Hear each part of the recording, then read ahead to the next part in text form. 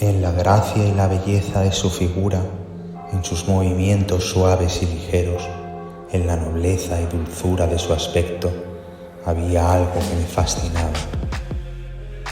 Me has hecho perder la cabeza, ya no puedo vivir sin ti, pero no me amas, te atormenta matarme. La soledad es un terrible precio a pagar por el don de la inmortalidad. ¿Cómo explicar la naturaleza de un amor que no podía confesar, que ni siquiera entendía completamente? Carmila me parecía una sombra, un ser más allá de la vida, aunque también incapaz de morir realmente. Carmila Sheridan Le Fanu.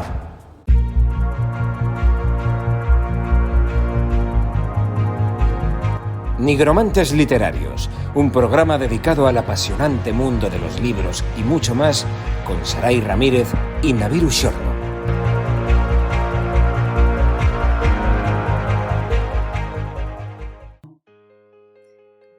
Hola guapérrimos, bienvenidos a otro programa de Nigromantes Literarios. Nos vamos a tener que poner góticos porque tenemos que dedicar el espacio de hoy a uno de los grandes de la literatura decimonónica, el grandísimo Sheridan Le Fanu. Pero antes de dejarnos abrazar por la atmósfera gris y encantadora del siglo XIX, voy a ver si mi querido compi de letras se encuentra aquí conmigo. Naviru Xorno, manifiéstate. Hola, ¿qué tal? ¿Cómo estás? Muy ¿Todo bien? ¿Todo bien? Sí. Pues como les adelantaba a los nigromantes, con tema de literatura de la mía. Sí, hoy toca un grande y de los que te gustan a ti, Sí, la verdad es que además me ha costado mucho hacer la selección de relatos de las que vamos a hablar a continuación, porque me pasa un poco, salvando algunas diferencias, ¿no? Por supuesto, pero me pasa como con Mary Shelley, que me resulta muy difícil escoger de entre sus obras, pues a lo mejor un número determinado de cositas a recomendar, ¿no? Espero que hoy demos en el clavo con los gustos de los nigromantes, tanto los que conocen a Sheridan Le Fanu como los que no, y que, oye, quién sabe, de pronto pues se sientan atraídos por su literatura y...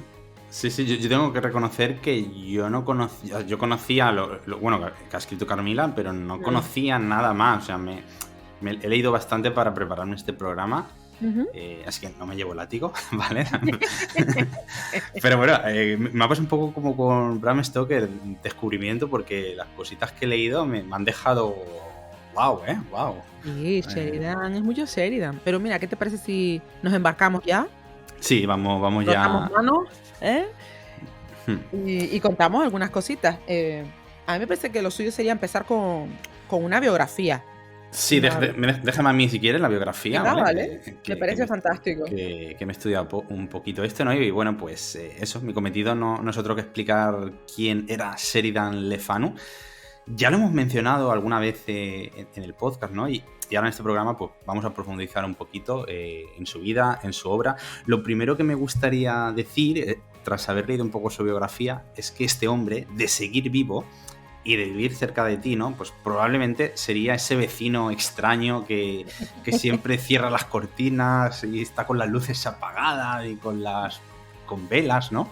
Sería un poco ese estilo. Hay que decir que Sheridan Le Fanu es el precursor del terror gótico, el hombre que hizo que, digamos, las casas embrujadas pues fueran más que una leyenda urbana. Y bueno, voy a decir aquí un pequeño spoiler, una gran influencia para el Drácula de Bram Stoker. Sí, señor. Que es nada, ¿eh?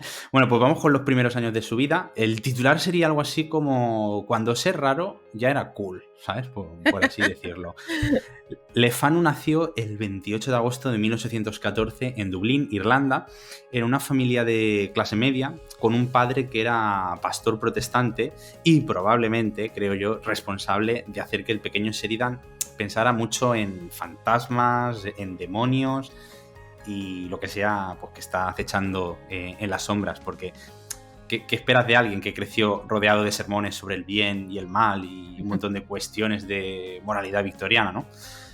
Es decir, si hoy en día, pues, digamos que eso te convierte en gótico, ¿no? Un poco, pues en el siglo XIX era básicamente, digamos, la receta para ser un escritor de terror gótico. Así que en este sentido, pues Sheridan lo hace. Bueno, pues la familia Lefano pues no era lo que se dice rica, pero sí que eran intelectuales, ¿no? Y Sheridan pues fue educado en casa por su padre, lo cual pues también seguramente pues ayudó, digamos, a que desarrollara una imaginación fértil o delirante, según la perspectiva como lo miremos, ¿no? Para mí fértil. Vale, fértil. Y digamos que pasaba más tiempo con libros y con su propia mente que con otros niños, lo que honestamente no es la combinación perfecta pues para que alguien que luego pues va a escribir historias, ¿no? Donde, por ejemplo, el té puede maldecirte, ¿no? Pues creo que no viene ni que pintado.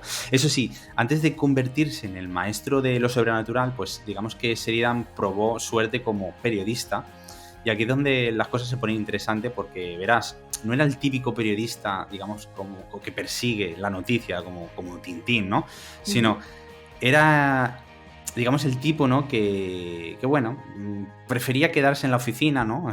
Probablemente pensando, salir al mundo real. No, gracias. Yo me quedo aquí, ¿no? Y escribo sobre cositas. Si pueden dar miedo, pues mucho mejor, ¿no? Y sobre todo si son de fantasmas y vampiros, pues ya ni te cuento. Ya ni pintado, sí. Empezó escribiendo, pues digamos, historias para periódicos y revistas, y lo hacía tan bien que pronto tuvo su propio periódico, The Dublin University Magazine. Y si pensabas que lo de dirigir pues un periódico solo lo hacían pues tipos como Rupert Murdoch, pues piénsalo de nuevo, porque Sheridan estaba allí, digamos, en la cima del periodismo, y no solo del periodismo, sino de lo escalofriante, ¿no? O sea, vamos, que a su lado Fox Mulder se puede decir que era un principiante de lo siniestro, porque este hombre ya sabía lo que se hacía, ¿no? Ahora voy a hablar un poquito de la vida personal de Sheridan. Se casó en 1844 con Susanna Bennett, pero su matrimonio pues no fue precisamente un cuento de hadas. De hecho, aquí es donde las cosas se vuelven, digamos, más oscuras pues que las páginas de sus relatos, porque Susanna pues sufrió problemas de salud mental durante gran parte de su vida, lo que afectó profundamente a Lefano, ¿no? Y cuando ella falleció en 1814, es decir, 14 años después de que se hubieran casado, pues Sheridan quedó totalmente devastado. Y bueno, pues podemos decir que su escritura se volvió más sombría. O sea, si eso es posible, pues sí, es posible. A partir de este punto, digamos que sus escritos son como todavía un poco más tenebrosos y más oscuros y como un poquito más tristes, un estilo un poco más, bueno... Sí, más decadente también, ¿no? Sí, decadente también es un adjetivo bueno. Y bueno, pues eso, ¿no? En lugar de salir y, bueno, a tomar el aire, pues no, pues el hombre pues prefería encerrarse más, literalmente, ¿no? Y digamos que pasó los siguientes años de su vida pues aislado, como si estuviera protagonizando una novela de terror de la que él mismo pues es el villano. Y esto no es broma, o sea, es que se retiró tanto de la vida pública que es que lo llamaron el príncipe invisible. Sí. Porque la gente no lo veía, o sea, imagínate, ¿no? Quizá pensó que, bueno, si no lo podían ver, pues tampoco los fantasmas lo encontrarían, ¿no? lógica perfecta. Bueno, pues a continuación voy a responder a la siguiente pregunta, ¿no? Que yo me he hecho esta pregunta, o sea, ¿qué escribió este hombre para convertirse en el precursor del terror gótico? Ya lo hemos dicho al principio del programa, ¿no? Lefano tenía una gran cantidad de cuentos, ¿no? Y novelas de éxito, aunque su obra más conocida, que esta es la única que yo conocía, es Carmilla. Es una historia de vampiros escrita en 1872, cuando los vampiros, digamos que aún no eran pues ni estrellas de cine ni modelos de ropa oscura, ¿no? Sí, eran solo folclores, ¿no? Sí, exacto, solo folclores y leyendas urbanas. Carmilla pues es una historia de vampiros en serio, o sea, tema serio, y además con una protagonista femenina, lo cual era todo una innovación para la época, porque Carmilla pues es una vampira que se alimenta de mujeres jóvenes, y claro, esto suena súper provocador, ¿no? Porque estamos en plena época victoriana y encima nos encontramos que el personaje principal es una mujer, pero además es que, digamos que ataca a mujeres. O sea, Carmilla es mucho más que una simple historia de vampiros, ¿no? Porque hay seducción, hay misterio y una atmósfera de peligro que haría, yo creo que Drácula pues se sonrojara, ¿sabes? Si hacemos un versus Carmilla-Drácula, yo creo que en algunas cosas Carmila está Estaría ganando, sí, Sí. totalmente. Y bueno, ya para acabar esto, un debate que seguramente los defensores de esto que no sabrían defender, porque los que hemos leído a los primeros vampiros de la literatura sabemos que Carmila es muy superior a la figura de Drácula. Hablamos de figuras, no tanto de literatura. Sí, claro. El personaje es tan rico, el personaje de Carmila, no obstante, luego ya hablaremos de él un poquito más en profundidad. Pero luego hablamos, nos dejamos la guinda del pastel, Carmila, al final del programa hablaremos de ella. Y nada, para terminar ya mi biografía, la biografía de Lefanu, puedo decir que continuó escribiendo hasta su muerte en 1873. A lo largo de su carrera pues creó relatos pues, como Té Verde, que lo he mencionado antes, El Vigilante, El Inquilino de la Casa Desierta, que son así, digamos, de los más icónicos. Todos ellos pues con un toque oscuro, ¿no? Y espectral, que es, digamos, lo que acabaría definiendo su legado. Murió en su casa de Dublín, dejando pues atrás pues una obra que yo creo que sigue influyendo, ¿no? Tanto a escritores como cineastas del terror hoy en día, ¿no? Y nada, o sea, poco más que decir. Yo creo que, bueno, la próxima vez, pues eso, que os encontréis un relato de terror gótico, pues lleno de casas embrujadas, pues vampiros con estilo, ¿no? Así un poquito y cosas así, pues que sepáis que seguramente si no está Sheridan Le Fanu detrás, mucho tendrá que ver, ¿no? Tú piensas que gente como Lovecraft daban gracias a nivel, por la existencia de gente como Sheridan Le Fanu, así que sí que fue un autor que, que los demás tomaron muchas referencias de su obra, ¿no? Digamos que creó escuela, por así decirlo, un poco como hizo Edgar Allan Poe, ¿no? Sentó, sí, digamos... en este caso, centrándonos un poco en el tema de las casas encantadas con un factor psicológico detrás, él y Henry James probablemente fueron dos grandes autores dentro de este rollete, ¿no? Es que es un estilo maravilloso, y si quieres te comento algunas cositas que determinan la obra de Sheridan, ¿no? A que le dan esos puntitos propios. Sí, claro. Bueno, antes de nada, para mí Sheridan Le Fanu es un autor fundamental en la literatura, no solo del siglo XIX, sino en la literatura universal, ¿no? Y para comprender un poco este estilo suyo, pues habría que analizar algunos factores socioculturales de su tiempo, ¿no? Digamos que Le Fanu escribe durante un periodo de gran transformación social, con el movimiento del romanticismo por un lado y un interés por lo sobrenatural en plena efervescencia. Y de hecho la sociedad victoriana estaba un poco dividida, porque por un lado trataban de sacar la cabeza a los defensores del racionalismo y por el otro estaban los amantes de la superstición y además un auge importante de lo paranormal. Es el siglo del espiritismo, del estudio del más allá, y esta fusión, esta convivencia de ideas es algo que se percibe en la obra de Le Fanu, ¿no? ¿Cómo escribe este hombre o qué podríamos destacar de su narrativa? Pues tenemos atmósferas típicas de la literatura gótica, atmósferas oscuras, opresivas a ratos, no sé, lluvia, tormentas, falta de nitidez, algún banco de niebla que otro, ¿no? A nivel estético es un autor sobresaliente, ¿no? Describe los escenarios de forma muy meticulosa, la ambientación es inmejorable. Y luego tendríamos que mencionar la estructura de estos relatos, ¿no? Porque cabe decir que escribió también novela, como tú mencionabas antes, pero en tema de cuentos y relatos, él jugaba de forma muy particular con los elementos, ¿no? Primero con el uso de un personaje que cuenta a veces la historia de otro o su propia historia, pero mirando hacia atrás, ¿no? Es decir, añadiendo esa línea subjetiva protagónica que puede adelantarnos parte de la psicología del que nos presenta la trama.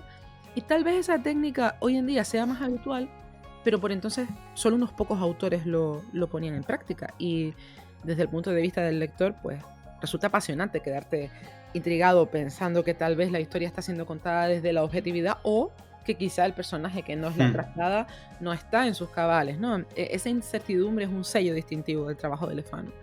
Sí. En cuanto a temática, le gustaba mucho adentrarse en la psicología. De hecho, la locura y la obsesión son dos tónicas en su literatura y las aborda de una manera muy íntima. Es inevitable pensar que tal vez él mismo se encontraba viviendo una situación de conflicto personal y cuando te adentras un poco en la biografía, todo lo que nos has narrado antes, pues te cuadran algunas cosas, ¿no? Sí. Después el uso del diálogo te cuenta mucho más de lo que parece en la superficie, ¿no? O sea, no hay ninguna charla que se produzca al azar, sino que todo tiene un mensaje soterrado y siempre acaba descubriéndose el motivo, ¿no? Y para terminar, creo que también hay que mencionar que tenía una forma maravillosa de jugar con los tiempos. Él tiende en su literatura a manipular al lector con la noción del pasado y el presente y los usa con toda intención, ¿no? Habitualmente para dejarte claro que todo cuanto vivimos nos afecta tiempo después, incluso si han pasado muchos años. En fin, yo creo que podríamos hablar de las maravillas narrativas de Sheridan Le Fanu durante todo el programa, pero como a nosotros nos gusta recomendar lecturas, Navi, vamos a compartir la pequeña recopilación de obras que consideramos imprescindibles en la literatura de este grandísimo autor. Muy bien, pues sí. Si quieres empiezo yo. Venga, me parece perfecto. Yo, pues, mi primera recomendación es el relato del malvado Capitán Walshawe, o el Capitán Walshawe de Wailing. Ujú. Y bueno, pues, ¿qué puedo decir de esta historia? A ver, es una historia muy corta, o sea, muy corta, la verdad. Es una historia, pues, que tiene misterio, tiene pactos oscuros, ¿no? Y vecinos, pues, digamos que de series que nunca pisarán tu casa. Y por así, pues la historia, pues una pequeña sinopsis, pues sería... la historia gira en torno a James Walshawe, ¿no? Un capitán retirado que vive solo, pues digamos, en su lúgubre y tenebrosa mansión de Wailing. Que Wailing, pues es una pequeña aldea, pues donde parece que nunca pasa nada, excepto, claro, pues pasan cosas espeluznantes de vez en cuando, ¿no? Porque digamos que... Digamos que Walshawe, pues, es el clásico tipo, pues, al que todos miran raro, ¿no? Pero respetan. Hay que tener un poquito de cuidado con él. Bueno, más que respetan, yo diría que la gente le teme, ¿no? Es el tipo este de vecino, pues, que mantiene la casa oscura todo el día, ¿no? Que no te devuelve los saludos cuando te lo encuentras. Y que siempre parece estar enredado en cosas, digamos, pues peculiares, ¿no? Dejémoslo así, ¿no? La cosa se pone, digamos, verdaderamente inquietante cuando Walshawe, pues, comienza a enfermarse de una forma que hace que cualquier diagnóstico médico, pues, se quede corto. O sea, su rostro cambia, sus ojos se hunden y su apariencia, pues, se vuelve grotesca, como si estuviera, pues, siendo consumido por algo más allá de este punto. Ajá. Y aquí es donde la trama, pues digamos que se adentra en lo sobrenatural, ¿no? Porque claro, no hay terror victoriano, ¿no? Sino una maldición o un pacto diabólico de por medio. Resulta que el buen capitán, pues tiene un visitante extranjero, es un hombre enigmático que solo aparece cuando el sol ya se ha escondido, no sabemos si es amigo, si es médico, si es un testigo de Jehová, ya no sabemos muy bien qué es, ¿no?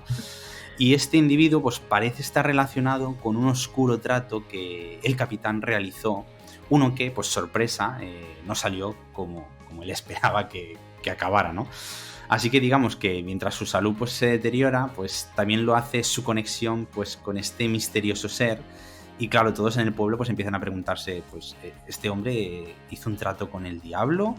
¿O se está volviendo loco, ¿no? Porque aquí hay una ambigüedad, ¿sabes? Que claro, no sabes al principio, casi hasta el final, no sabes lo que está pasando, ¿no? Y a mí esto como lector me gusta muchísimo, porque claro, cuando no es algo tan claro, ¿no? Y puedes especular, hostia, será esto, será lo otro. Yo sabía que a ti en ese sentido Sheridan te iba a gustar.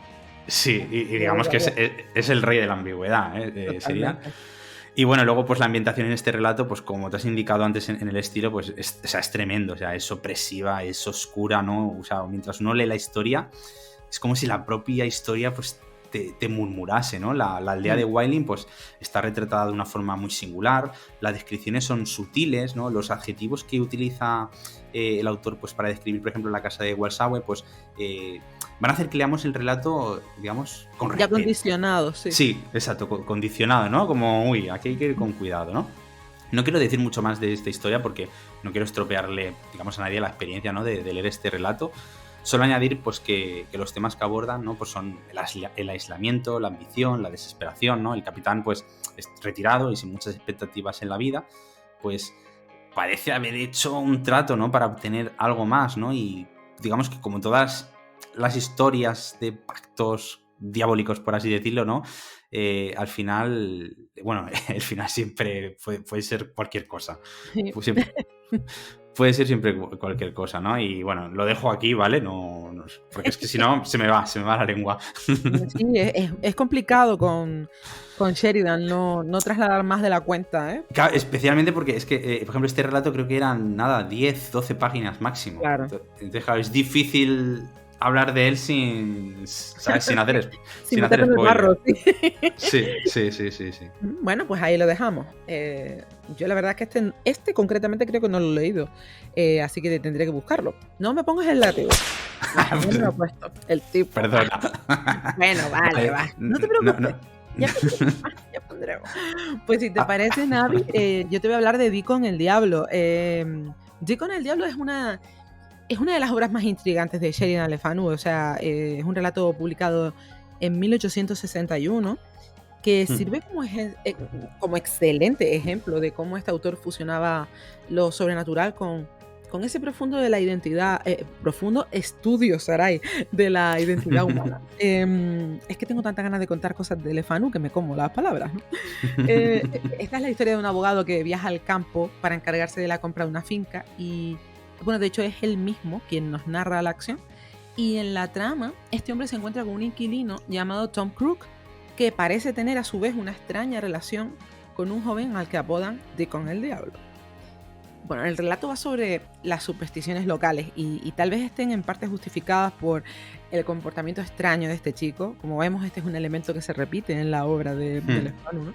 Y este chaval, pues bueno, se le atribuyen ciertos poderes un poco diabólicos. Y a lo largo de la historia, el abogado va sintiéndose cada vez más y más incómodo, porque este muchacho aparece siempre en los momentos que menos esperas y, por supuesto, pues tiene a los lugareños muertos de miedo y no podemos contar más porque si no depelamos demasiado. En general es un relato que habla de la psicología del miedo, ¿no? Esto es muy típico en la obra de Le Fanu. Es un relato corto también y maneja el equilibrio formidablemente, ¿no? Porque te lleva a dudar en todo momento si lo que estás leyendo es producto de la sugestión o si realmente hay algo oscuro alrededor de este chico. Aparte habría que decir que Deacon no es el único personaje que a mí me parece siniestro de la historia. De hecho, cuando el personaje llega a este sitio, pues ya las descripciones del lugar te generan malestar. Todo está diseñado para no sentirte a salvo y es completamente a propósito, por supuesto, ¿no? O sea, la descripción de la casa es prácticamente una puesta en escena. O sea, con el lago siniestro en sus tierras, los árboles antiguos que proyectan sombras largas y tétricas, ya te está avisando de que todo va a ponerse tenso. Y aunque uno empieza como el protagonista, es decir, escéptico, aunque con curiosidad, pues es inevitable sentirte arrastrado por la corriente supersticiosa del sitio. Luego, el modo de presentarnos a Deacon es muy interesante, porque es un sujeto enigmático, es un tipo de pueblo que se comporta de forma errática y está conectado de algún modo con la muerte del antiguo dueño de esta mansión. Entonces resulta imposible no tener prejuicios. Lo llamativo es que la gente del pueblo ha vivido cerca de 2 décadas hablando de él. Casi lo consideran pues un ser fantasmagórico y ahí percibes el miedo generalizado que despierta a los demás, ¿no? Bueno, el apodo de Diablo no es gratuito, ¿no? Más que... Imagino que no. Sí, porque, a ver, tú lo ves como... O sea, es un personaje de carne y hueso, pero más que eso, parece representar un mundo oculto, pagano, alguien a quien es mejor no tener cerca, que casi mencionarlo ya la gente pues se persigna, ¿no? Este es un poco el rollo, ¿no? A mí lo que me gustó de este relato es que Le Fanu es capaz de construir una sensación desasosegante sin necesidad de caer en lo explícito, ¿no? Porque aquí el terror reside más en tu mente que en la propia historia. Esto también es un habitual en Le Fanu, sí. llenando huecos de tu imaginación, y esto por supuesto abre puertas a una parte oscura de las ideas humanas, ¿no? Aparte de todo esto, pues te va poniendo en la historia algunos detalles que a priori pueden parecer triviales, pero que luego en conjunto van cobrando forma y tiene todo el sentido del mundo haberlo hecho así, ¿no? Poco más que contar, sin destripar nada. Esta es una de esas obras góticas necesarias para comprender la narrativa de la época y las tendencias sociales de entonces. Todos esos miedos añejos, cargados de cultura rural, es estupendo, la verdad. ¿Lo has leído, Naviru? ¿En latín? Ah. Bueno, pues ahí te lo dejo. Sí, De a hecho, ver eso. yo tengo un volumen de Valdemar Gótica que se llama justo así, Di con el Diablo y otros relatos extraordinarios de Joseph Sheridan Le Fanu, pero este es el que da título al libro, ¿no? Pues Así. lo miraré. Yo es que yo me compré una tiendecita de Barcelona en el barrio gótico, por cierto. Era una librería que tenían... Bueno, me compré como, creo que 6 libros cuando fui. Y uno de ellos era relatos de terror de Sheridan Le Fanu. Ajá. Y todos los que he leído pues son de este librito. Pues bueno, si quieres, paso yo a la siguiente. Vamos ahora con un popurrí de historias de fantasmas de Chapelizoz. No sé si lo digo bien, pero no sé si se pronuncia así o si tiene otra manera de decir. Chapelizoz. Bueno, pues si alguna vez te has preguntado cómo sería vivir en un pueblo donde los fantasmas están más presentes que los rumores de vecinos, pues esta es tu historia. Chapelizoz o Chapelizoz, pues digamos que es el típico lugar donde, en lugar de preocuparte, pues por si tu perro pues se mete en los jardines ajenos, ¿no? Pues te preocupas por el espíritu del antiguo dueño del jardín, por si viene a buscarte, digamos, buscando venganza. Porque en este pueblo el verdadero problema pues nunca es el césped, sino lo que está enterrado debajo. O sea, ya imagínate. Este lugar, ¿no? Por si no lo sabías, pues digamos que es un encantador pueblecito, ¿no? Las afueras de Dublín, todo muy bonito, casitas antiguas, un río que lo atraviesa, gente amigable, pero claro, hay un pequeño detalle. El lugar está repleto de fantasmas, ¿no? Y esta historia, pues digamos que, bueno, tenemos varias historias más. Todas ocurren en la misma zona, ¿no? Y claro, los fantasmas aquí no son de buen rollo, estilo Casper. Son más bien, pues, son más bien poltergeist, ¿no?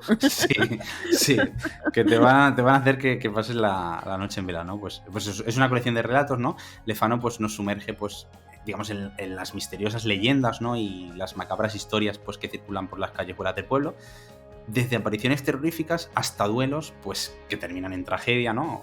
O peor, digamos, con almas en pena, por así decirlo, ¿no? Uh-huh. Y esta es una invitación, ¿no? Pues a pasear por un pueblo, pues donde el pasado nunca se queda en el pasado, ¿no? Es como, pues si el perdón y olvido, pues no existiera, digamos, en el diccionario de los muertos de este pueblo.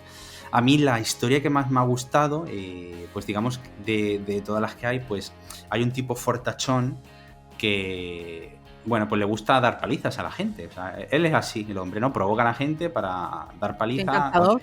Sí, entonces hay un chico pues que es muy guapo de cara, ¿no? Y todo el mundo lo admira y el fuertote dice, pues que tengo que pelear con él. Claro, lo provoca en la taberna, se acaban peleando. ¿Qué pasa? Que el muchachito este pues acaba muriendo por la paliza que le mete el otro notas. ¿Qué pasa? Pues que vuelve en forma de fantasma. O sea, la historia sin fin, ¿no? Por una vez yo estaba a favor del fantasma, ¿sabes? Dale cancha, porque, en fin, digamos que la inventación en estas historias pues es opresiva, ¿no? También es el sello personal de Le Fanu, ¿no? Son tenebrosas. Y aunque las historias no son aterradoras en el sentido más estricto de la palabra, tienen un punto que es perturbador, ¿no? Que como lector, pues hace que, ¿sabes? Que te entre un poco de canguela, porque, bueno, es lo que has dicho tú antes, no es el factor psicológico. Aquí sí. Actúa de una forma que no hace falta que leas, digamos, cosas siniestras, porque la ambientación y la atmósfera que te crea, ¿no? Ya te inducen a pensar. Es que ya te está condicionando muchísimo. Sí, exacto. Y bueno, pues nada, poco más que decir de estas historias. Este ha sido de mis preferidos, ¿no? Porque son historias algunas historias son de 2 páginas. O sea, te presentan el problema y final con giro sorprendente. Y venga, a la siguiente, ¿no? Y es así como... Está todo como muy sintetizado. Y me gustó mucho estas historias, ¿eh? Fantástico. Si es que Le Fanu no falla. Yo creo que este relato lo he leído, pero no sé si con este título, porque ya sabemos lo que sucede también con el tema de las traducciones, las ediciones, si son más o menos recientes. Así que, pero la historia me resulta bastante familiar, así que no me des látigo porque... No te creo iba a que preguntar porque si no voy a acabar con la espalda escaldada. molida, ¿no? Vale, pues bueno, Sí. historias de fantasmas de Chapelizos. No sé cómo se pronuncia, me van a disculpar. La casa esa con los fantasmas, ya está. Pues de casa a una habitación, la habitación del dragón volador. Este es un relato que se publica en 1872 acaba siendo un año curioso en la vida de Sheridan Le Fanu, primero porque publica este y otro de sus relatos más célebres, Carmila, ¿no? Apenas un año más tarde el autor fallece y al parecer las condiciones de su vida por aquel entonces eran bastante tristes, ¿no? Porque un poco lo adelantabas tú antes en la biografía, pero cuando muere su mujer él queda profundamente deprimido y es cuando se recluye en su casa. Ya era poco amigo de salir a la calle, pero esto es lo que hace que se aleje de todo el mundo, ¿no? Lo del mote del príncipe invisible le va que ni pintado porque pues no se dejaba ver por nadie. Lo más terrible lo cuenta en su propia biografía, escrita de su puño y letra, ¿no? En la que, y cito textualmente, escribía sus relatos acosado por poderes malignos del más allá.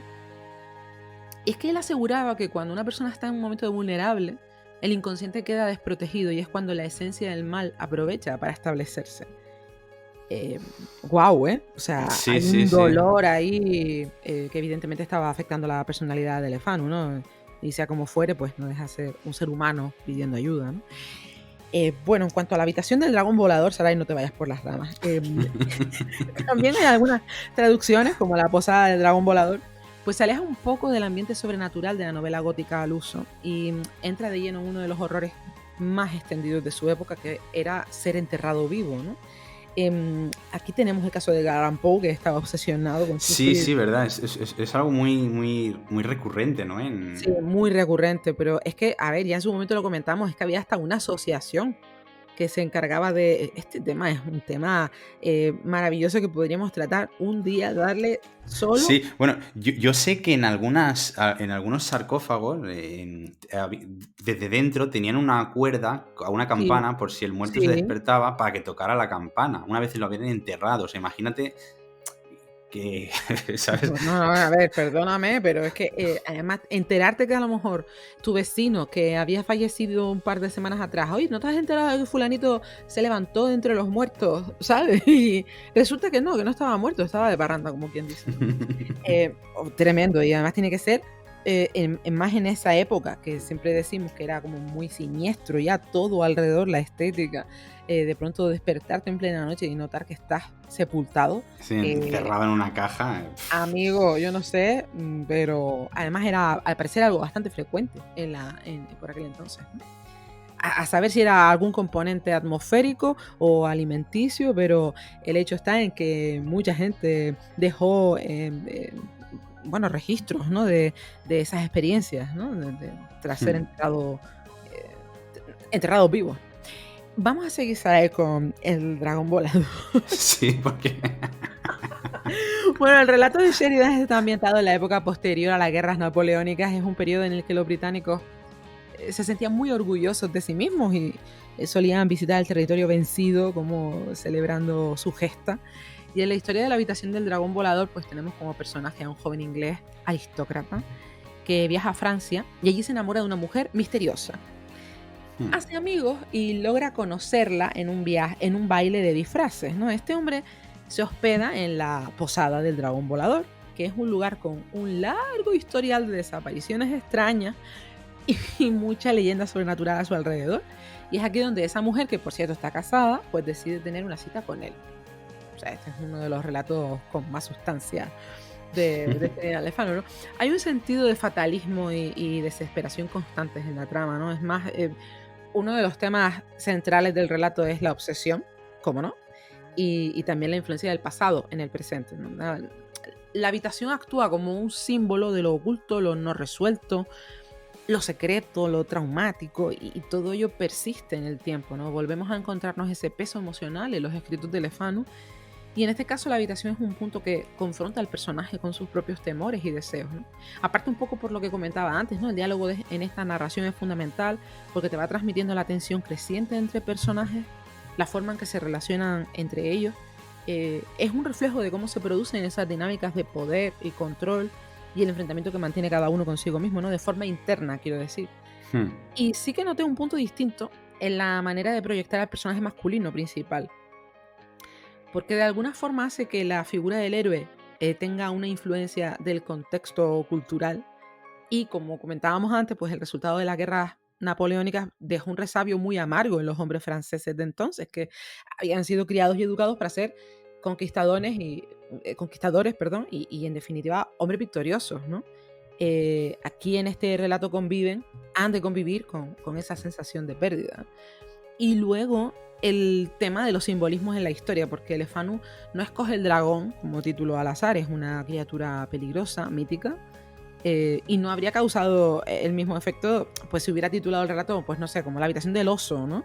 Yo creo que con esto quería mezclar ese concepto de criatura fantástica y real, digamos, con horrores de nuestra dimensión, y esto sirvió para dirigir el pensamiento del lector todo el rato. O sea, el miedo, que lo veríamos como gigante y dañino, igual que podría ser un dragón, y la habitación, que es el espacio interno del personaje, ¿no? El miedo proviene del interior y ese puede ser un peligro aún peor que el hecho de encontrarnos un dragón sobrevolando nuestras cabezas.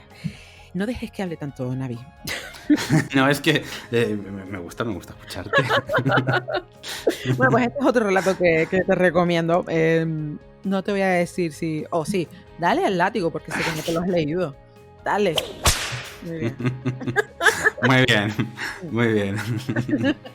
No, es que me gusta escucharte, hablas con tanta pasión que... pero no me puedes dejar porque entonces hacemos el programa de 3 horas y no.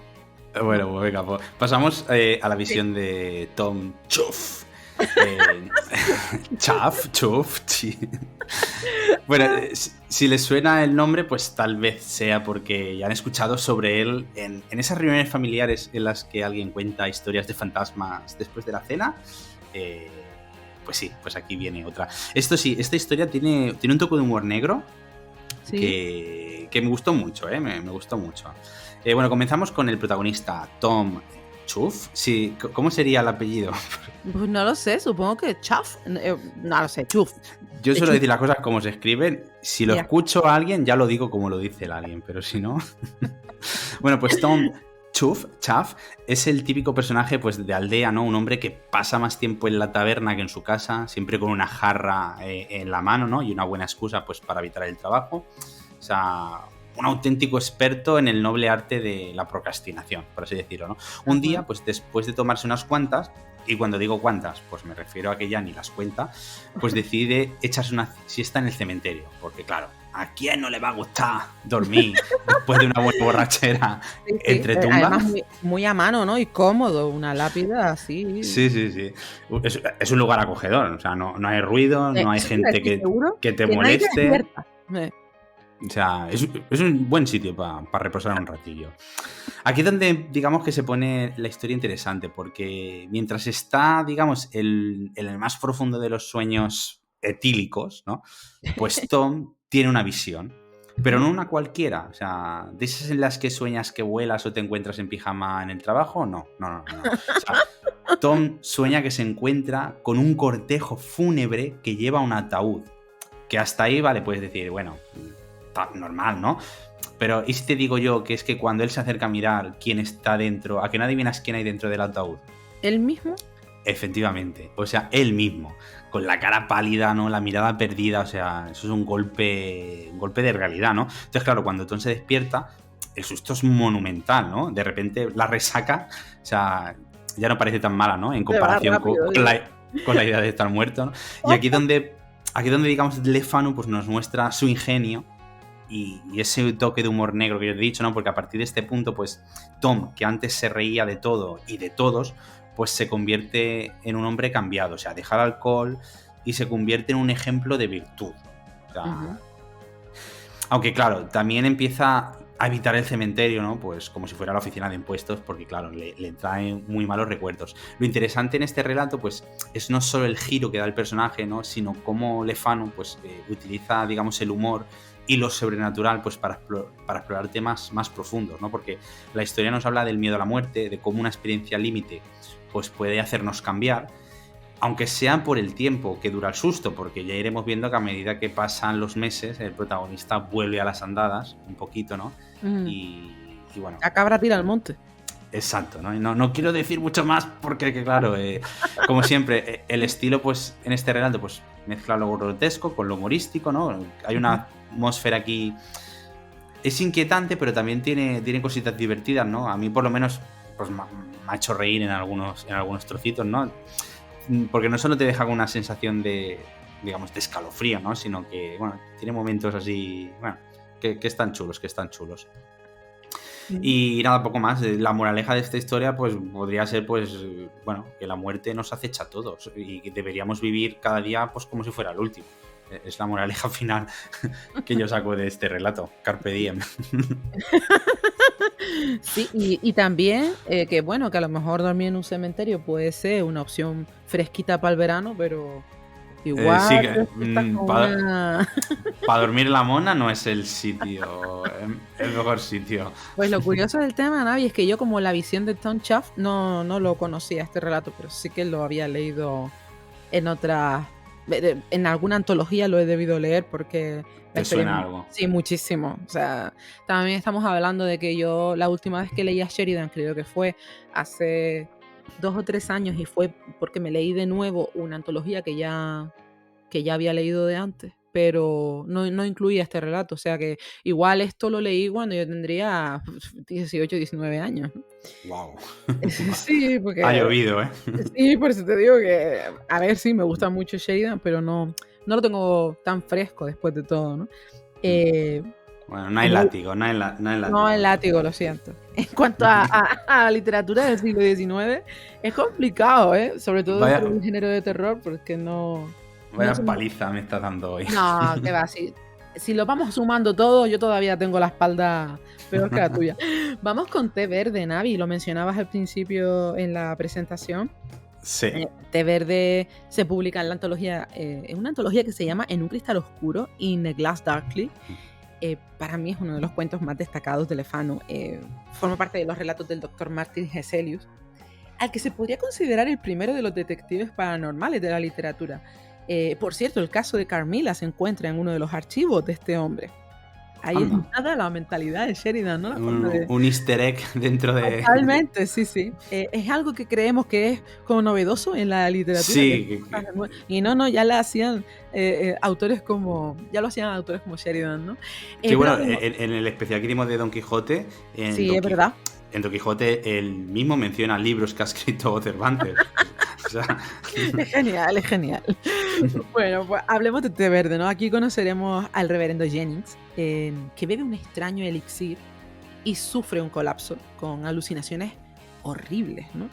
La cuestión es que Jennings nota la presencia de un ente maligno que se disfraza de mono, no tiene otra cosa mejor que hacer, y está todo el tiempo vigilándolo e incitándolo al suicidio, ¿no?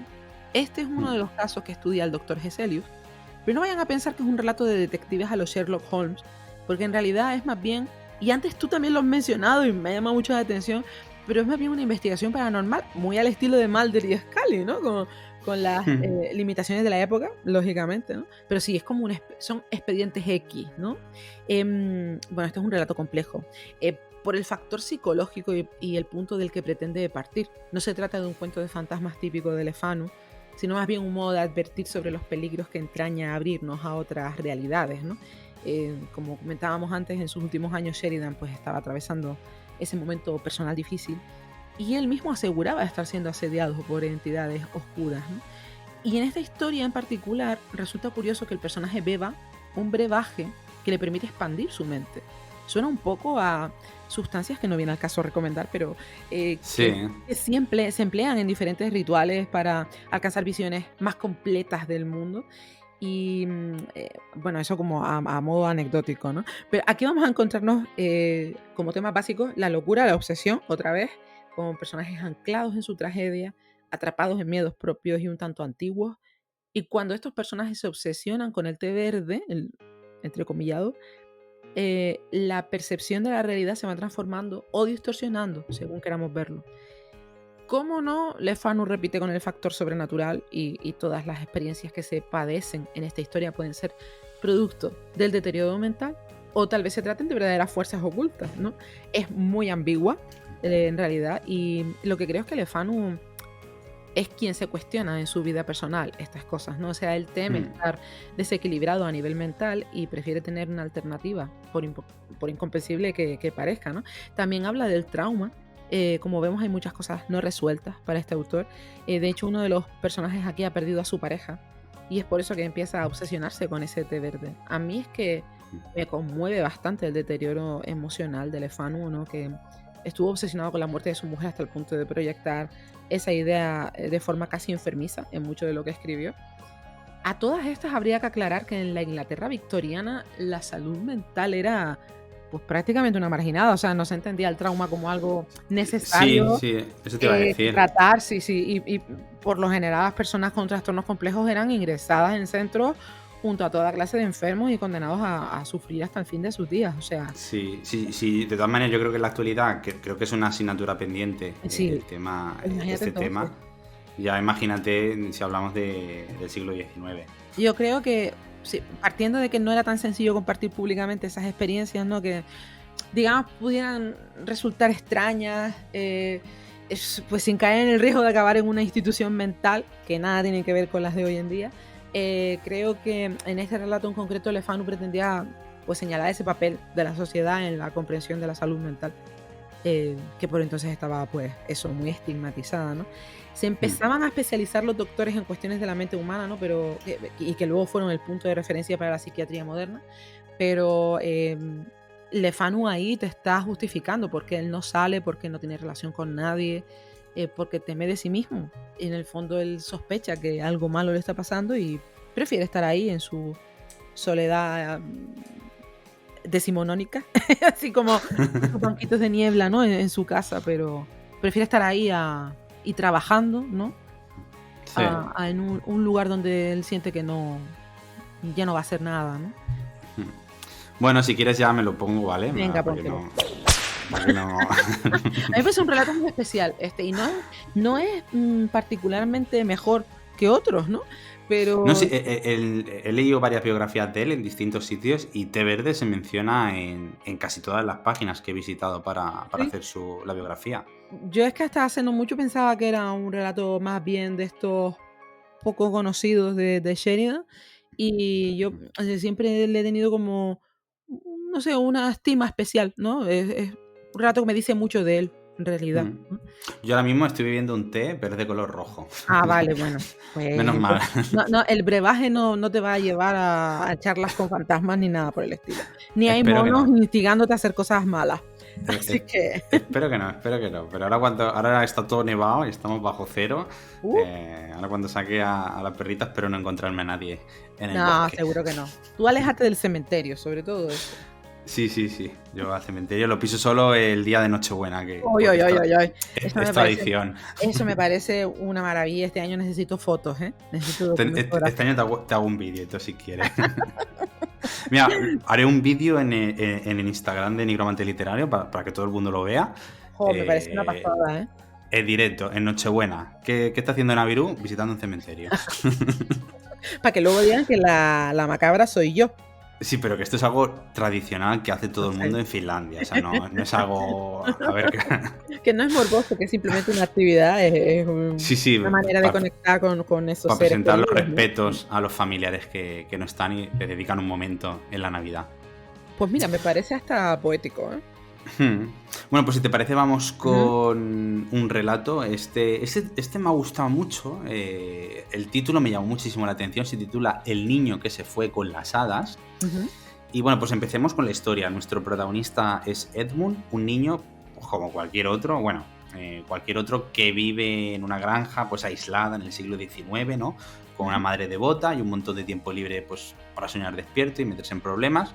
Porque claro, en esa época pues tengo que recordar pues que no hay videojuegos, no hay TikTok, ¿no? Así que ¿Cómo juega un niño en esa época? Pues va al bosque, ¿no? Y bueno, a los cementerios de suicida, ese tipo de cosas, ¿no? Vale. Sí, ¿no? Y bueno, pues hace este tipo de cosas, ¿no? Digamos que Edmund, pues acaba encontrándose con un grupo de seres, pues un tanto peculiares, ¿no? Mientras juega cerca del bosque con sus otros 2 hermanitos, ¿no? Ajá. Y aquí estamos hablando, pues que se encuentra con hadas. Pero no esas hadas simpáticas tipo campanita, no. O sea, estas hadas pues son las que te miran fijamente y te dicen: ¿vienes con nosotras a una fiesta en el bosque? No te preocupes por tu mamá. Y claro, pues Edmund, que parece que no escuchó eso de que nunca debes hablar con extraños, pues acepta y se va con ellas porque ¿qué puede salir mal? Y aquí viene el toque gótico de Lefano, ¿no? El niño desaparece y la madre pues queda destrozada, empieza a buscarlo porque claro, ¿qué ha pasado con Edmund? Está con las hadas, se lo llevaron a algún lugar de ensueño o simplemente se perdió en el bosque. Hay que decir que hay leyendas folclores, ¿no? En Irlanda que te lleven las hadas, o sea, es algo típico, ¿vale? O sea, no, ahora claro, el concepto de hadas, pues por Disney lo tenemos totalmente cambiado, pero en la época victoriana era un poco como el hombre del saco, o sea, no era bueno, ¿sabes? Si te portabas mal y tu madre decía, pues te vas a ir con las hadas. O sea, sí, de hecho, la hija de Night Shyamalan, perdón, ha sacado una película que va sobre eso, la vi hace no mucho. Ay, estoy intentando acordarme del título, perdóname, pero es que la vi hace nada. Sarai, venga, va.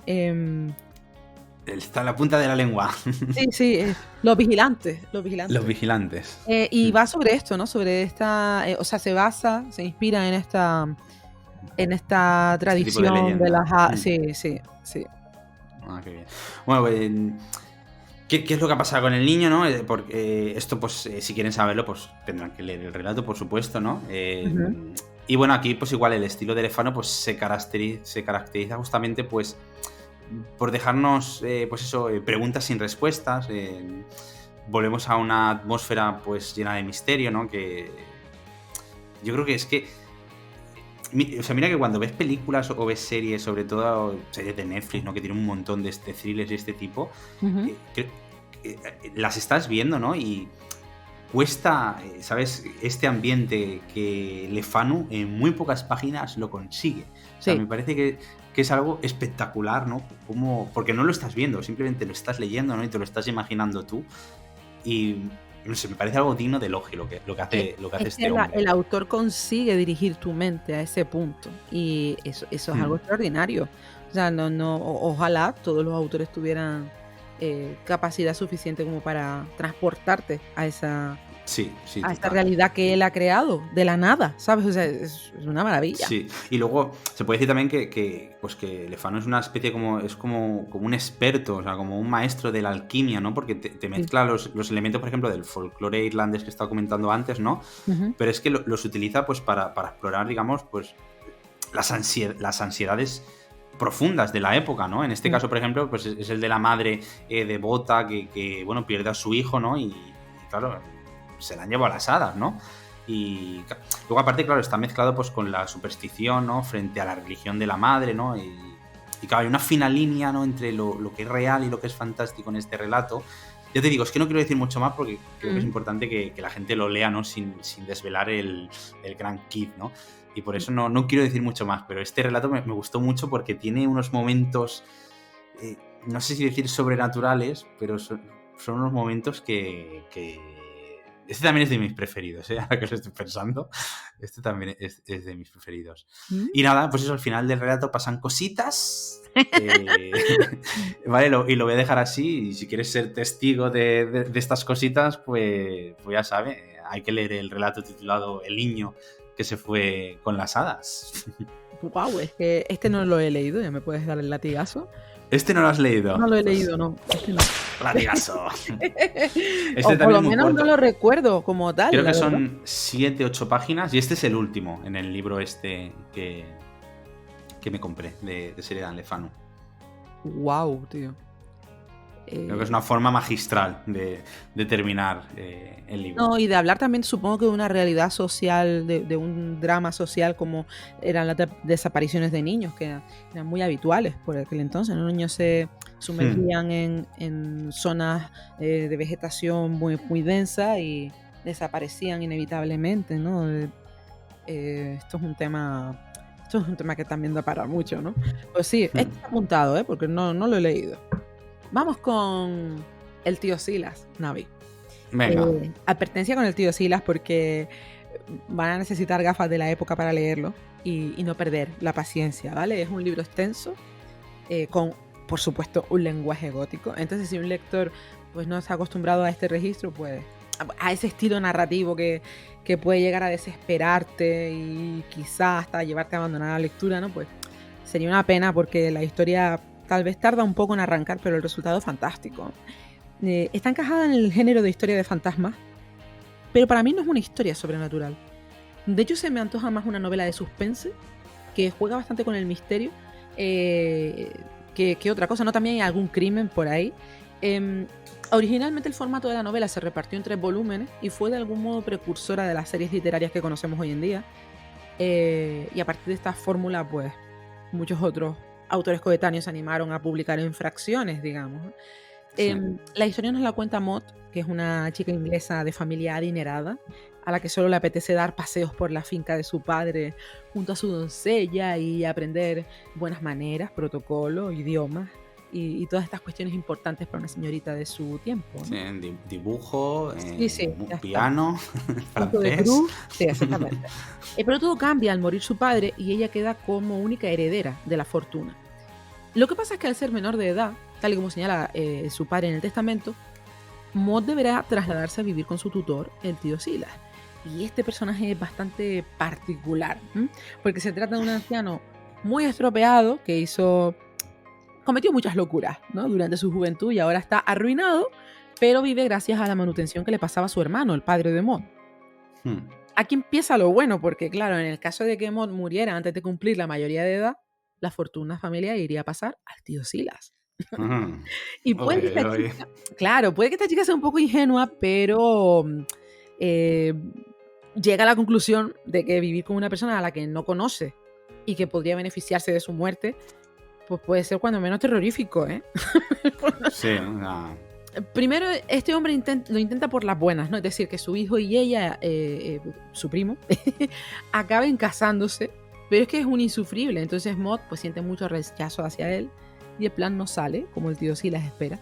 Y es cuando comienzan a producirse otras estrategias para quedarse con el dinero de su hermano. Es una lectura densa, no quiero engañar a nadie. Sheridan da bastantes vueltas antes de llegar a lo que como lectores estamos esperando y tampoco ayuda mucho a la personalidad de Maud porque técnicamente tendríamos que estar de su parte, pero es un tanto inmadura y entre eso y que está paranoica, pues no hay quien la aguante, ¿no?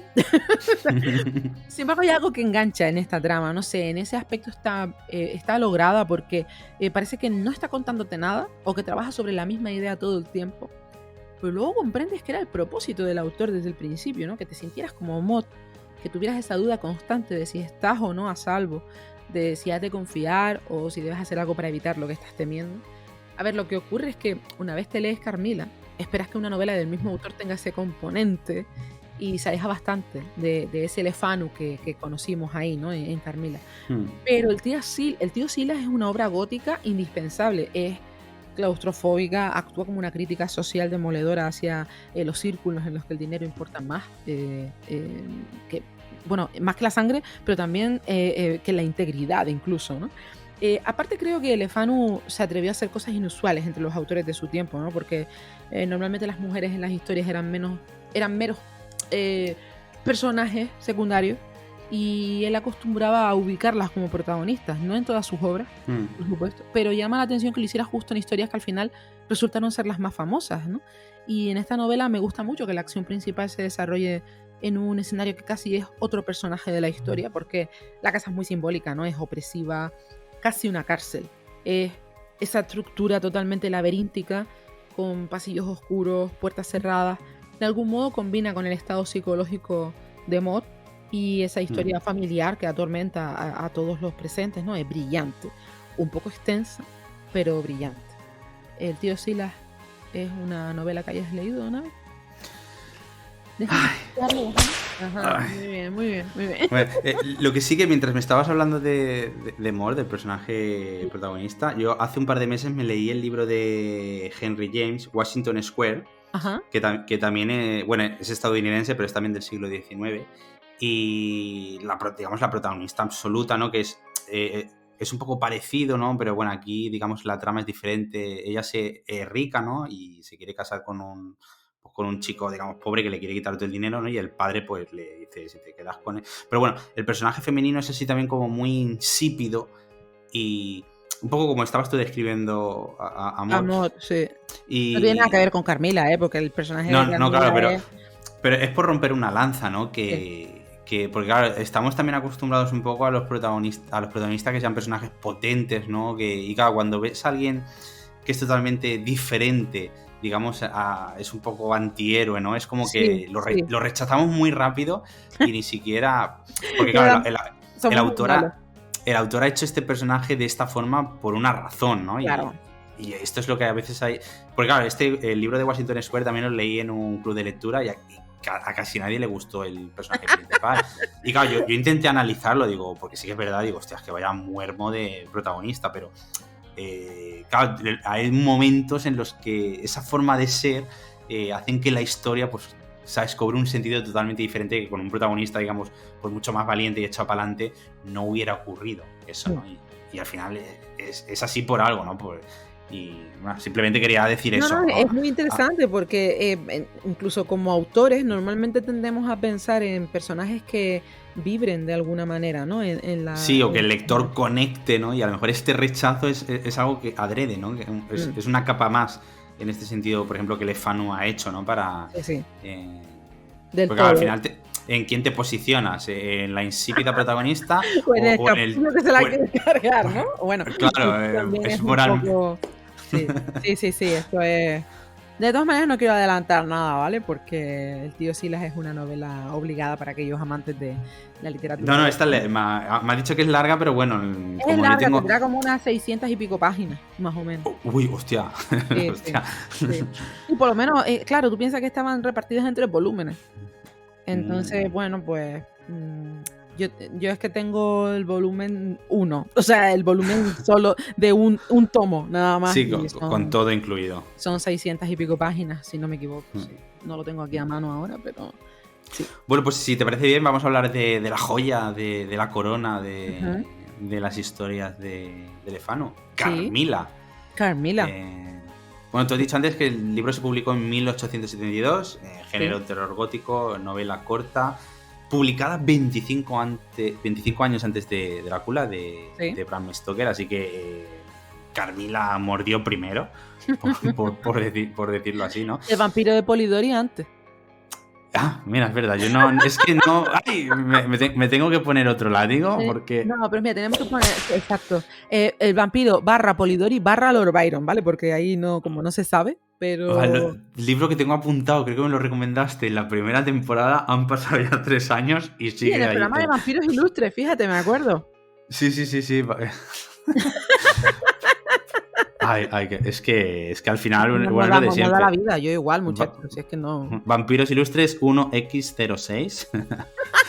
Que no lo había dicho hoy todavía. No, bueno, pues Carmila es una de las piedras angulares del vampirismo literario, ¿no? Y es lo que tú dices, ¿no? Sorprende saber que fue escrita 25 años antes del glorioso Drácula de Bram Stoker. Pero, bueno, por alguna razón la historia de Lefanu no ha recibido el mismo nivel de reconocimiento. No, y es extraño porque... Sí, totalmente, porque es única y deliciosa, sí, ¿no? O sea... Tiene elementos... si quieres, leo un poquito la sinopsis por encima, para situar a la gente que no haya leído Carmila. Pues digamos que la historia pues, nos sitúa en un castillo aislado en los remotos bosques de Estiria, una región de la Europa Central, ¿no? Que suena a que, bueno, pues eso, a que hay más vampiros que vecinos, ¿no? Ya desde el principio, ¿sabes? El gótico este que hay, ¿no? Allí pues vive nuestra protagonista, Laura, una joven pues que lleva una vida tranquila y aburrida, las cosas como son, ¿no? Y digamos pues que su mundo pues se ve sacudido por la llegada de una misteriosa y carismática joven llamada Carmila, ¿no? Carmila pues tras un accidente con su carruaje, porque claro, pues no hay historias góticas, digamos, sin un carruaje descompuesto en el lugar menos indicado, pues Carmila es acogida en la casa de Laura para recuperarse, y aquí es donde las cosas, pues digamos que empiezan a ponerse peligrosas, vamos a decirlo, Sí, peligrosas. muy peligrosa. Laura y Carmila pues desarrollan una intensa amistad, ¿no? Que rápidamente pues toma un giro un tanto más oscuro, ¿no? Porque Carmila pues no solo es misteriosa, es que es evasiva, duerme a deshoras, tiene una versión particular pues a los rezos y a los funerales, ¿no? Ujú. Y vamos, que si lo piensas bien, pues no encajaría mucho con una amistad, digamos, normal de la época. Ya, sí, claro. Con todo el sentido normal de la palabra, valga la redundancia, ¿no? Y además es que Laura comienza a experimentar pues pesadillas y a sentirse débil, y claro, los habitantes del castillo pues claro, empiezan a preguntarse quién es realmente esta joven encantadora, porque además es que en la población local está sufriendo una ola de misteriosas muertes. Y claro, llegados a este punto, no creo que esto no es ningún spoiler, ¿no? Pero es que Carmila es una vampira. Y bueno, sí empiezan a desaparecer señoritas. Sí. O sea, Sí. Y claro, aquí es. Y menos Laura, que no se da cuenta de nada, es como, a ver, hija mía. sí, Fabila, chavala, o sea, no sé. Tú apuntabas al tipo de relación, ¿no? Entre las dos protagonistas. Y aquí es donde entramos en lo narrativamente interesante, porque mientras en otros relatos de vampiros los autores se centran pues más en la violencia o el terror explícito, Carmila juega con la seducción, esa atracción prohibida. De hecho, la relación entre Laura y Carmila tiene un matiz, un puntito lésbico que para la época, pues, era absolutamente transgresor, ¿no? O sea... Sí, totalmente. O sea, no. ya digamos que es raro, o sea, la importancia de este libro, ¿no? Es Sí. que digamos que el vampiro es una mujer. O sea, Total. Ya, partiendo de ahí, ya eso es. Ya está rompiendo, digamos, un estereotipo, pero es que luego además que se bebe la sangre de otra mujer, ¿no? Y es lo que has dicho tú, ¿no? Que está el poder a la atracción, ¿no? Irresistible sobre otra mujer, ¿no? O sea, el libro fue un escándalo. Sí. Durante la época, ¿no? Porque Le Fanu, pues, o sea, explora temas como la sexualidad, el deseo, ¿no? Y la identidad. A todas estas también tendríamos que decir que Le Fanu llevaba ya unos cuantos años encerrado en su casa, y supongo que en la cabeza también le iba a, pues no sé, entre la soledad y todas estas cosas, pues, oye, ¿por qué no me invento una historia en la que dos señoritas guapas tienen ahí una especie de idilio? No sé, no, esto es una coña, por supuesto, pero no sé, si a mí me parece esa forma en que maneja el deseo, la atracción y el peligro, que además lo hace de forma muy sutil, porque aquí no hay pues nada pornográfico, no, ni mucho menos. A mí me parece no lo hay, pero sí que hay una perspectiva lésbica, o sea... Sí, muy clara. Es algo que han debatido los expertos durante años, y para mí no hay ninguna duda, ¿no? O sea, no, para mí tampoco. Una de las grandes virtudes de la obra por tener en cuenta la época en que fue escrita. Sí, claro, es que esto, ¿no? esto es un hito dentro del género. Y luego a mí lo que me gustó es que, o sea, no solo demuestra que, o sea, pues eso, que los monstruos tienen que dar miedo, ¿no? Porque es que aquí el monstruo, claro, como seduce a Laura, ¿no? Y o sea, se tiene que enfrentar a cuestiones, digamos, a romper con las normas sociales, ¿no? Sí. Y esto es como que, o sea, ya no es solo el monstruo que asesina, sino es el monstruo, digamos, que te puede llevar al lado oscuro, ¿no? Y esto es una perspectiva también muy interesante. Muchísimo. De esta obra. Pero esa sí que a ver, es que en el vampiro de Polidori también utilizó mucho por supuesto hay maldad, ¿no? En este personaje, ¿no? Pero también juega mucho con el tema de la psicología, y creo que al final no dejó de ser una influencia para otros autores que decidieron hacer obras de vampiros, ¿no? A mí, en este caso, en el de Carmila, una de las cositas que me parecen, aparte de lo mencionado, puntitos a su favor, es el ritmo, ¿no? O sea, cómo se va construyendo la historia, porque a lo largo del relato, digamos, Le Fanu te va sembrando pequeños detalles que pues te van sugiriendo que la cosa con Carmila no está muy en orden, ¿no? O sea, esa enfermedad recurrente, pues la extraña conexión con los sueños de Laura, que eso me pareció flipante, ¿vale? Su rechazo a la luz solar. Aunque como en toda buena historia de terror, pues nada se va revelando demasiado pronto. Hablamos de gótico, por supuesto. El lector sabe que hay algo oscuro, algo perturbador en Carmila, pero Sheridan dosifica esa información, ¿no? Y es lo especial de esta historia. A ver, y también tiene sus peculiaridades, como fenómeno vampírico, porque no es tampoco el típico aristócrata dominante o monstruoso, ¿no? que encontramos luego en No. Drácula. Es una figura más trágica, es solitaria, casi pues una criatura penosa, ¿no? Que sí, es depredadora, pero también parece estar atrapada en esa horrible naturaleza, ¿no? Y tú, pues como lector, te debates entre el miedo y la compasión. Es una sensación muy extraña. Pero no sé, aparte de cómo Le Fanu usa el folclore y toda la tradición vampírica, ¿no? Carmilla queda claro que no es un simple bicho con sed de sangre, ¿no? Hay toda una serie mucho de... más complejo que eso. Sí, totalmente, ¿no? O sea, todos somos capaces de reconocer esas leyendas locales típicas de Europa del Este, ¿no? Los símbolos y rituales asociados con el vampirismo. Pero Le Fanu hace una muy buena fusión de elementos y por eso Carmilla ha sobrevivido, ¿no? Al paso del tiempo. A mí es que me encanta, me parece... Y no es precisamente tampoco, es un relato que nosotros conocemos como lectores, pero te aseguro que no todo el mundo sabe de yo Carmilla, de hecho, yo lo conocí por ti, porque tú me hablaste de él. Sí que es verdad que ahora, pues, claro, he leído mucho, estoy en muchos clubes y ya conozco mucho más de, digamos, literatura gótica, pero digamos que a mí Carmilla me la presentaste tú, Saray. Qué bueno, mira, me alegro. A ver, es que... Y cuando me lo leí, o sea, me pareció un libro muy bueno, es entretenido. Además, de hecho, tengo, bueno, la hija de un amigo mío, la chica tiene 14 años y me dijo su padre, recomiéndame algún libro de terror, y le recomendé el libro de Soy Leyenda, porque, bueno, es cortito, creo que tiene buen ritmo, y me dijo, pues se está leyendo ahora El Señor de los Anillos. Y digo, pues de saberlo te hubiera recomendado Carmilla, porque además la chica viste un poquito gótica, y digo, bueno, para el año que viene, Carmilla. Digo, pues está leyendo El Señor de los Anillos, que es un poquito más denso. O sea, yo creo que Carmilla le va a parecer una maravilla. Pues seguramente, porque de hecho la gente a la que le gusta ese tipo de literatura, cuando descubren Carmilla, suelen ya meterse de lleno en otros autores góticos, como podrían ser, pues no sé, literatura como la de William Chambers, Robert William Chambers, o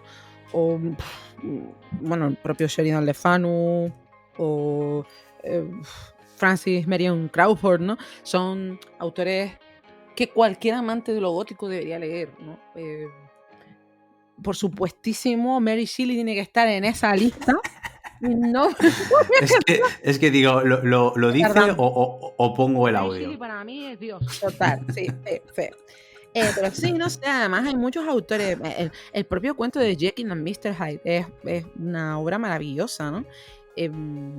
Yo creo que hay literatura muy interesante por ahí y siempre pensamos como en los clásicos, ¿no? Sí, siempre, claro, a ver, al final es normal que siempre te vienen a la cabeza las 2 o 3 obras, digamos, más conocidas, más populares, y 2 o 3 autores. Hay muchísimo más. Y mira, para la temporada que viene podemos hacer un especial novela gótica y podemos aquí hablar de... Los pelos de como escarpia se le han puesto. Sí, no, y además puedes jurarlo, porque me he erizado hasta el vello de la piel. He abierto la caja de Pandora. Total, no debiste. Bueno, no sé, en conclusión, bueno, vamos a hablar de conclusiones. Conclusiones, venga. Sheridan Le Fanu es uno de los grandes pioneros de la literatura gótica y de terror, no solo del siglo XIX, siempre lo digo, ¿no?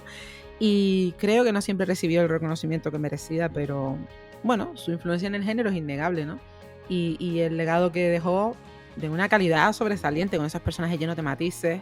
En Té Verde, por ejemplo, ¿no? Ese personaje acosado por una criatura que puede o no ser producto de su mente. Y esto es algo que él manejaba con una habilidad impresionante, porque sus personajes pueden ser víctimas de lo sobrenatural, pero también son seres humanos atrapados en sus propios trastornos. O sea, es que es absolutamente ejemplar. Sí. O sea, todos sus personajes están todos construidos con una paleta de colores. O sea, no es ni blanco ni negro, ni bueno ni malo. Y esto, claro, da mucha veracidad al relato y a la historia cuando estás leyendo. Sí, es que es uno de esos autores que cuando lo lees te das cuenta de que su terror tiene una profundidad emocional y psicológica que va más allá de lo común, ¿no? Es un terror sutil, elegante, es muy envolvente, no sé. Le Fanu era muy grande y mínimo hay que conocer a Carmilla, por su trascendencia en el género. Y no sé, Navi, si tienes algo tú que comentar. Bueno, es que, mira, yo tengo 5 notas y es que has dicho tú casi todas. Tengo misterio sutil. Comparadora. Misterio sutil, has dicho tú sutil. Luego tengo historias ambiguas, porque es verdad, o sea, a veces dudas de si lo que estás leyendo está pasando o no. Luego tengo mucha intriga, que también lo has dicho. Ambiente cargado de misterio y le encanta meter el folclore y leyendas, que también lo has dicho. O sea.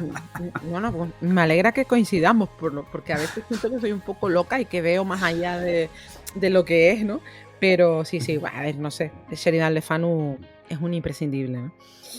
Y en fin, guapérrimos, yo creo que ya hemos llegado al final por hoy.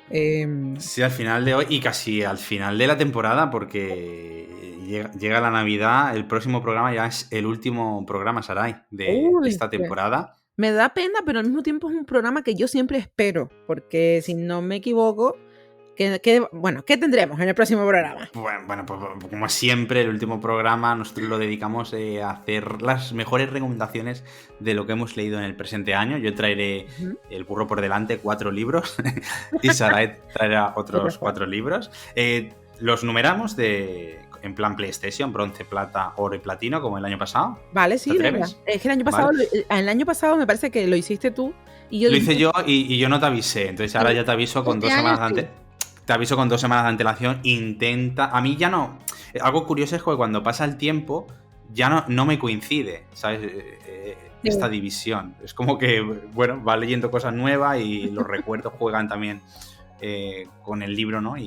Pero bueno, igualmente nuestra próxima emisión es el 22 de diciembre, que ese día, pues en España es la Lotería Nacional, así que pues espero que les deseo mucha suerte a nuestros nigromantes, espero que a algunos les toque algún pellizquito. Y así pues nos pueden comprar libros, porque... No estaría mal, la verdad, me pueden comprar tanto los que escribimos nosotros, es verdad. como que nos regalen, que eso también. Yo estoy mal porque tengo 3 estantes en mi estantería vacíos y me gustaría llenarlos. Ay, qué suerte, tienes huecos. Yo ya no puedo incluir ni un solo libro físico más en mi casa.